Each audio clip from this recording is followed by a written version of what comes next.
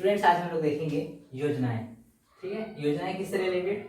जो विभाग है महिला एवं बाल कल्याण विकास विभाग, उससे उसने मतलब हर एक योजना जो रहता है, ऐसा नहीं कि सारा का सारा कोई प्रशासन विभाग ही निकाल रहा है। हर एक विभाग अपने ज़रूरतों के हिसाब से, अपने फील्ड के हिसाब से अलग अलग टाइप से योजना निकालते हैं। तो अप्रूवल कौन देता है? स्टेट गवर्नमेंट देता है। योजना निकालने का काम किसका है? विभाग का है। तो महिला एवं बाल कल्याण विकास विभाग के साइड से जो योजनाएं हैं हम लोग उसमें आज डिस्कस करेंगे। ये 2 या 3 वीडियोस में ये चीज़ कंप्लीट हो जाएगा स्टेट गवर्नमेंट का। उसके बाद फिर हम लोग देखेंगे इंडियन गवर्नमेंट का कौन कौन सा योजना है। तो सबसे पहले देखते हैं मुख्यमंत्री सुपोषण योजना। अच्छा, योजना जानने से पहले जान लेते हैं कि प्रॉब्लम्स क्या है। देखिए, योजना क्यों आती है? क्योंकि कुछ ना कुछ प्रॉब्लम रहती है या फिर कमी रहती है। अगर कमी है तो उसको पूरा करना पड़ेगा। तो महिलाओं के लिए क्या क्या कमी है? महिलाओं के लिए 2-3 चीज़ है। पहली बात तो इनके सुरक्षा से रिलेटेड, इनके स्वास्थ्य से रिलेटेड, और क्या रहेगा? सुरक्षा हो गया, स्वास्थ्य हो गया, शिक्षा। महिलाओं के लिए अगर योजना बनेगा तो इन 3 चीज़ों पे मेन फोकस रहेगा। इसके बाद में फिर स्वरोजगार, रोजगार या स्वरोजगार, ये भी महिलाओं से रिलेटेड ही रहेगा। इसके बाद फिर अगर बालकों के लिए देखते हैं तो बालकों के लिए क्या क्या हो सकता है? अच्छा, इसमें एक और हो सकता है जो इनके खिलाफ जो घरेलू हिंसा होती है, ये सबसे रिलेटेड भी कानून मतलब योजनाएं प्रोवाइड की जाती है। योजना भी बनता है और कानून भी बनता है। अब देखते हैं बालकों से रिलेटेड क्या क्या बनेगा। उनके बालाश्रम का, पहले बात तो बालाश्रम जो रहता है मतलब जबरदस्ती फोर्स लेबर बोल सकते हैं। बालाश्रम मतलब फोर्स लेबर, बल के साथ श्रम कराया जाए तो वो बालाश्रम है। मतलब फोर्सफुली बच्चा करना नहीं चाहता है काम, लेकिन उसको मार पीट के या फिर उसके ऊपर प्रेशर डाल के काम कराया जाए तो वो बालाश्रम है। ये नहीं होना चाहिए। तो इसको रोकने के लिए भी योजना बनाई जाएगी। इनकी शिक्षा के लिए भी योजनाएं बनाई जाएगी। इनके अधिकारों को इनको बताया जाए। अगर इनको इनके अधिकार पता रहेंगे तो फिर इनका विकास होगा। तो कोई भी योजना रहती है तो इन्हीं चीज़ों पे फोकस रहती है। अगर महिला से रिलेटेड है तो इन सारी चीज़ों पे, और बालकों से रिलेटेड है तो इन सब पे। तो हम लोग देखते हैं, स्टार्ट करते हैं। फर्स्ट योजना मुख्यमंत्री सुपोषण योजना। मुख्यमंत्री सुपोषण योजना का स्टार्ट हुआ 2 अक्टूबर 2019 को। 2 अक्टूबर को क्या रहता है? महात्मा गांधी का जयंती रहता है। तो ये वाला जो था ये था 150वां जयंती था महात्मा गांधी का। तो उस पर ये वाली योजना लॉन्च की गई। अब इसका एम क्या था? 6 वर्ष तक के जो बालक हैं, 0 to 6 ईयर्स के बच्चे हैं, या फिर और महिलाओं में अगर देखा जाए तो 15 से 49। इसको आइडियोलॉजिकली देखा जाता है 15 से 49 में महिलाओं को माहवारी की समस्या होती है। एक्चुअली वो समस्या भी है, एक टाइप की समस्या भी है, एक अभिशाप भी है और एक वरदान भी है। इसलिए लेकिन हम लोग अभी इस हम लोग को उसमें पूरा डिस्कशन नहीं करना है। हम लोग सिर्फ इस चीज़ को जानेंगे कि 15 साल से एवरेज 15 साल से स्टार्ट हो जाता है महिलाओं में। वैसे स्टार्टिंग बहुत सारे एक्सेप्शंस भी हैं। 12 से भी स्टार्ट हो जाता है, 13 से भी स्टार्ट हो जाता है, 14 से भी स्टार्ट हो जाता है।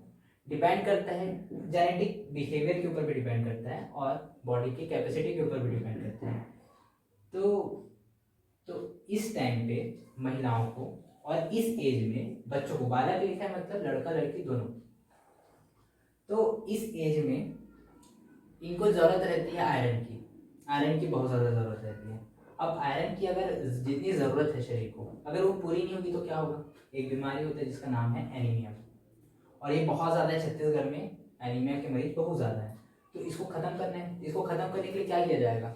उनको पोषण दिया जाएगा सही तरीके से। न्यूट्रिशन अगर उनके बॉडी को मिलेगा तो फिर इस तरह की समस्या नहीं होगी। आयरन प्रॉपरली मिलेगा जितना मिलना चाहिए, तो इस तरह की समस्या नहीं होगी। तो इसलिए इसमें क्या प्रोविजन रखा गया? पौष्टिक आहार, परामर्श सेवा और प्रशिक्षण के बारे में बताया गया। अब पौष्टिक आहार क्या क्या दिया जाएगा? गुड़, मतलब लड्डू गुड़ जो रहता है वो, ठीक है। 2 टाइप का गुड़ होता है। एक तो जो रहता है थोड़ा शक्कर टाइप का बिहेवियर रहता है उसका, तो एक होता है लड्डू गुड़। तो ये सब बताने की जरूरत नहीं है, ठीक है। लड्डू गुड़ है, चना है, दाल है, अंडा है, सोयाबीन है, ये सारी चीज़ एकदम पोषक तत्व है इसमें।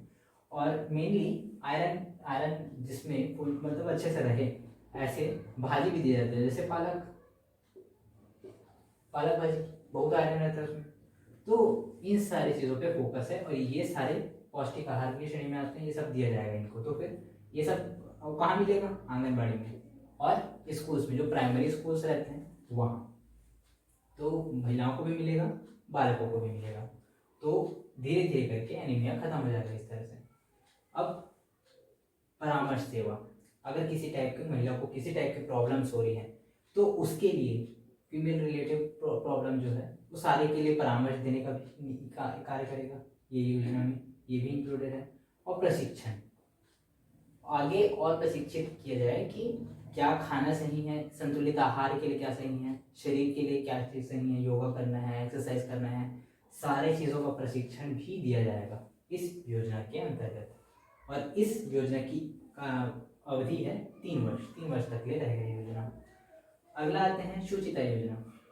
इसको कब स्टार्ट किया गया? 24 जनवरी 2017। डेट इसलिए याद रखेंगे क्योंकि ये होता है राष्ट्रीय बालिका दिवस। राष्ट्रीय बालिका दिवस, बालक दिवस नहीं है, बालिका दिवस है। तो इस दिन 24 जनवरी को होता है। ये डेट भी ध्यान रखेंगे, क्वेश्चन ऐसे भी पूछ सकते हैं, ठीक है। और 2017 में स्टार्ट हुआ। अब शुचिता योजना में क्या बोला गया? इसका एम क्या है? मासिक धर्म के दौरान स्वच्छता। मासिक धर्म जो हर महीने महिलाओं को होता है, तो उसमें स्वच्छता का ध्यान रखना बहुत ज़रूरी रहता है। अगर स्वच्छ नहीं रहेंगे तो फिर वो बहुत सारी बीमारियों का भी कारण बनता है।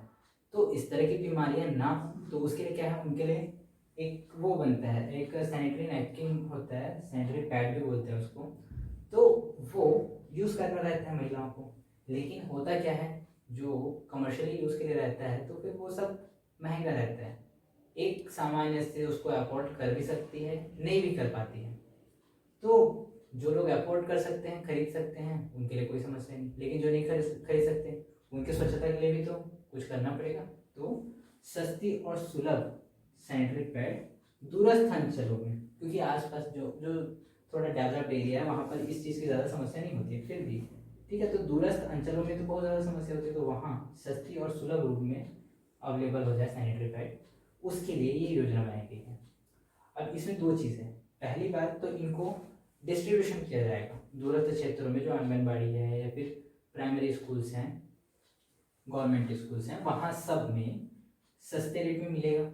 दूसरा, जो गवर्नमेंट के ऐसे स्कूल्स जो सिर्फ लड़कियों के लिए, कन्या विद्यालय जो है, वहाँ पैड मशीन रखा जाएगा। पैड मशीन स्टैब्लिश करेंगे ताकि वो मतलब कभी इसके सप्लाई में प्रॉब्लम ना आए। वही बनेगा, वही डिस्ट्रीब्यूशन होगा, ठीक है। तो इसमें पार्टनर कौन है, कौन हेल्प कर रहे हैं? European union. इसमें टोटल कितने सदस्य हैं? 29 सदस्य हैं, ऐसा ध्यान रखेंगे, ठीक है। इंपॉर्टेंट हो सकता है करंट अफेयर्स के लिए। तो यूरोपीय यूनियन क्या है? जो यूरोप है, यूरोप कॉन्टिनेंट जो है, वहाँ 30 मेंबर्स का, 30 देशों का एक ग्रुप था पहले, ठीक है। उसका नाम था यूरोपियन यूनियन। उसमें से इंग्लैंड जो है, मतलब जो यूनाइटेड किंगडम है, वो अपने आप को उसमें से अलग कर लिया है। तो उसमें से अब अलग हो गए, तो अब कितने सदस्य बच गए? 29 सदस्य। तो ये भी वो एक निकला तो पर टूटा नहीं है, यूनियन ही है। तो अभी 29 सदस्य हैं और सभी के सब मतलब एक उन लोग का एक अलग से पार्लियामेंट भी होता है।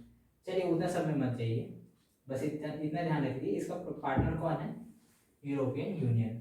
ये इसमें पैसा दे रहे हैं, इसका भी पैसा है और स्टेट गवर्नमेंट का भी पैसा है, दोनों का पैसा लगा है इसमें, इस योजना को चलाने में। अब अगला आते हैं, ये कहाँ कहाँ चालू है? 20 जिले में। देखिए 2017 में कितने जिले थे टोटल? 27 थे। उन 27 में से 20 जिलों में ये योजना लागू है। और देखिए दूरस्थ अंचलों में है, मतलब जो एकदम डेवलप्ड एरिया नहीं है ना, जो एकदम जैसे बस्तर वाला एरिया है और ऊपर उत्तर साइड देखा जाए सरगुजा साइड का एरिया है, तो उन सारे एरियाज में, उन सारे जिलों में इसको इम्प्लीमेंट किया गया है। और टोटल स्कूल की संख्या कितनी? 2022 स्कूल इसकी मतलब में ये स्कीम जो है वो लागू है, चल रही है। अब अगला आते हैं संस्कार अभियान। संस्कार किसको दिए जाते हैं? स्टार्ट में ऐसा बोलते हैं ना, बच्चों को अच्छे संस्कार देंगे तब बच्चे अच्छे मतलब एक अच्छे इंसान बनेंगे। तो संस्कार क्या है, बचपन में दिए जाते हैं, ऐसा ध्यान रखेंगे। तो ये बच्चों के लिए है। प्रारंभिक बाल्यावस्था में देख रेख और शिक्षा की व्यवस्था की जाए। जो छोटे बच्चे जो रहते हैं, 6 वर्ष तक के बच्चे रहते हैं, वो लोग के लिए ये योजना है। अब इसमें हितग्राही कौन कौन है? गर्भावस्था के बच्चे और 6 वर्ष तक के बच्चे।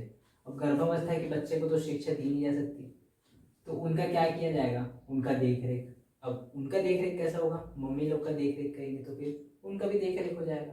तो गर्भावस्था मतलब जो गर्भवती स्त्रियां हैं, महिलाएं हैं, माताएं हैं, उनके लिए देख रेख की व्यवस्था, और 6 वर्ष तक के बच्चे हैं उनके लिए शिक्षा की व्यवस्था। ये है संस्कार अभियान का उद्देश्य। इसका उद्देश्य बस इंपॉर्टेंट है, डेट वगैरह इंपॉर्टेंट है इसलिए नहीं बताया मैं यहाँ पर। अगला आते हैं महतारी जतन योजना।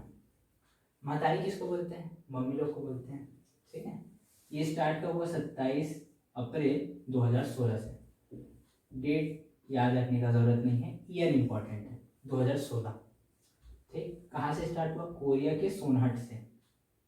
इसके अंदर नहीं पूछेगा, इसके अंदर भी एक गांव है, लेकिन उतना डीप में नहीं पूछेगा, और उतना ध्यान रखेंगे ना तो अभी तो स्टार्टिंग का बस 5 है और ये बहुत सारी योजनाएं हैं, सब में कंफ्यूज हो जाएंगे, ठीक है। तो सिर्फ तहसील तक ध्यान रखिए। कोरिया के सोनहट से स्टार्ट किया गया ये योजना। अब इसमें प्रोविज़न क्या है? 75 ग्राम रेडी टू ईट मील दिया जाएगा महिलाओं को। कहाँ? आंगनबाड़ी में। आंगनबाड़ी में महिलाओं को दिया जाएगा। अब 75 रेडी टू ईट मील क्या होता है? दलिया होता है, ठीक है। दलिया होता है, कुछ कुछ और भी इंग्रेडिएंट रहते हैं उसमें, एक्स्ट्रा इंग्रेडिएंट। तो उसकी क्वांटिटी कितनी रहेगी? 75 ग्राम। ये भी इंपॉर्टेंट है। इसमें क्या क्या इंपॉर्टेंट है? पहली बात तो ये इंपॉर्टेंट है, ये इंपॉर्टेंट है, 2016 इंपॉर्टेंट है, और क्या दिया जाएगा? रेडी टू ईट मील दिया जाएगा। एक लास्ट चीज इंपॉर्टेंट क्या है? हफ्ते के 6 दिन दिया जाएगा, ठीक है। कुछ योजना ऐसा है जो हफ्ते में 1 दिन के लिए है, ठीक है, लेकिन ये वाला है हफ्ते में 6 दिन के लिए। संडे को बस जिस दिन आंगनबाड़ी बंद रहेगा उस दिन वो भी बंद रहेगा, ऐसा है, ठीक है। तो ये हुआ महतारी जतन योजना। महतारी मतलब मम्मी लोग की जतन करना है, माताओं की का जतन करना है, उनको प्रॉपर जो पोषण आहार, उनका जो लेवल है, पोषण का लेवल उनका बना रहे, ये इस योजना का मेन उद्देश्य है। अब अगला आते हैं सीएम बाल संदर्भ योजना, मतलब मुख्यमंत्री, सीएम लिख दिया वैसे ही, ठीक है, शॉर्टकट में, मुख्यमंत्री बाल संदर्भ योजना। स्टार्ट कब हुआ? ये इंपॉर्टेंट है, 2009। इसके बाद पे एम क्या है इसका? कुपोषण से मुक्ति। देखिए कुपोषण बहुत बड़ी समस्या है, उसको लिखना भूल गया मैं, देखिए, ठीक है। तो यहाँ पर आएगा, यहाँ पर सबसे बड़ी समस्या क्या है? और कुपोषण, ठीक है। कुपोषण बालकों का भी होता है और महिलाओं का भी होता है। महिलाएं, चलिए आगे देखते जाते हैं, सब क्लियर होते जाएगा। तो शिशु मृत्यु दर में कमी लाना। देखिए कुपोषण मुक्त होगा तो फिर क्या होगा? देखिए अगर बच्चे लोग, मतलब अगर गर्भवती महिला को अच्छे से पोषण मिला हुआ है, अगर वो कुपोषण की शिकार नहीं है, तो उससे होने वाला बच्चा भी स्वस्थ होगा, और स्वस्थ होगा तो मृत्यु दर डेफिनेटली कम होगा। नहीं तो क्योंकि क्या होता है, शिशु मृत्यु दर क्यों होता है?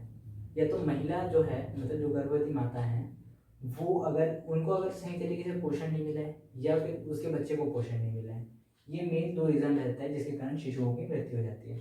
अब महिला को अच्छे से पोषित कर देंगे तो फिर मृत्यु ही नहीं होगी, या फिर कम होगी, दूसरे कारणों से होगी, कम से कम कुपोषण के कारण तो नहीं होगा। तो कुपोषण को दूर करके शिशु मृत्यु दर को कम किया जा सकता है, यही एम है। अगला इसमें क्या किया जाएगा? बाल रोग चिकित्सकों की नियुक्ति की जाएगी।